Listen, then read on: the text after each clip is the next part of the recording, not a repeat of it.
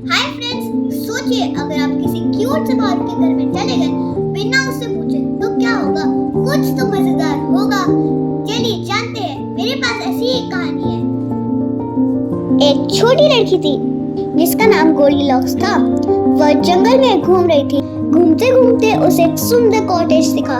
ये कॉटेज 3 भालुओं का था। दरवाजा खुला हुआ था तो गोल्डीलॉक्स ने अंदर झांकने का सोचा। अंदर उसने मेज पर रखे हुए 3 कटोरे पॉरेज देखे और बहुत भूखी थी। सबसे पहले उसने पहला कटोरा छका। अरे ये तो बहुत गर्म है। फिर उसने दूसरा कटोरा छका। ओहो ये तो बहुत ठंडा है। फिर उसने तीसरा कटोरा छका। वाह ये बिल्कुल सही है। और उसने पूरा दलिया खा लिया। इसके बाद गोल्डीलॉक्स ने आग के पास रखी 3 कुर्सियां देखी।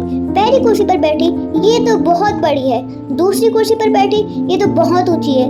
फिर उससे तीसरी कुर्सी पर बैठी, अरे ये तो बहुत सही है।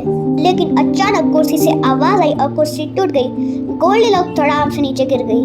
अब वह थक गई थी और आराम करना चाहती थी। वह बेडरूम में गई। वहाँ उसे 3 बिस्तर मिले। पहले बिस्तर पर लेटी, ये तो बहुत हार्ड है। दूसरे पर लेटी, ये तो बहुत सॉफ्ट है। फिर तीसरे बिस्तर पर लेटी, ये तो बिल्कुल सही है। और वह गहरी नींद में सो गई। इसी बीच तीनों भालू वापस लौट आए। उन्होंने देखा कि दरवाजा खुला है। मामा भालू ने मेज देखी, किसी ने मेरा दलिया खाया है। पापा भालू ने मेरा भी। बेबी भालू रोते हुए कहा, किसी ने मेरा दलिया पूरा खा लिया। फिर वे डाइनिंग रूम में गए। पापा भालू बोले, कोई मेरी कुर्सी पर बैठा था। मम्मी ने बोला, मेरी कुर्सी पर भी। बेबी भालू बोला, किसी ने मेरी कुर्सी तोड़ दी। फिर वे अपने कमरे में पहुंचे। मम्मी भालू ने देखा, कोई मेरे बेड पर सोया था। पापा ने बोला, हाँ मेरे पर भी।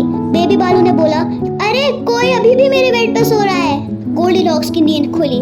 उसने सामने तीनों भालुओं को खड़ा देखा। डर के मारे वो चिल्लाई और तुरंत भाग गए। उस दिन के बाद गोल्डीलॉक्स ने कभी भी बिना परमिशन के किसी के घर में कदम नहीं रखा। अगर आपको स्टोरी पसंद आई तो please like, share and subscribe कीजिएगा।